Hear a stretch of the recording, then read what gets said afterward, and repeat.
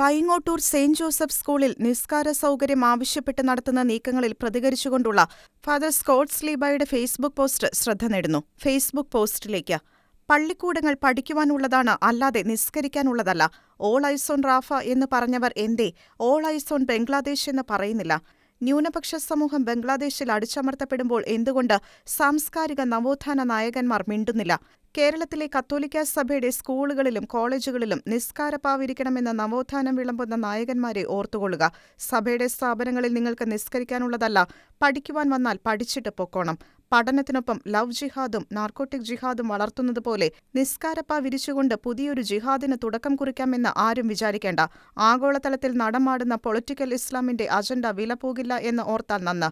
വഖഫ് ബോർഡിന് നേരെ ഉണ്ടാകുന്ന പുതിയ തീരുമാനങ്ങളും പുതിയ നയങ്ങളും നാളിതുവരെ വഖഫ് ബോർഡിന്റെ മറവിൽ നിങ്ങൾ നടത്തിയ അതിക്രമങ്ങളും അന്യായങ്ങളും പൊതുജന സമൂഹത്തിന്റെ മുൻപിൽ നിന്ന് മറച്ചുപിടിക്കുവാനും പൊതുജനശ്രദ്ധ വഴിതിരിച്ചുവിടുവാനുമാണ് ഇത്തരം നിസ്കാരപ്പായയുമായുള്ള വിവാദങ്ങൾ കൊണ്ട് നിങ്ങൾ വരുന്നതെങ്കിൽ ഓർത്തുകൊള്ളുക.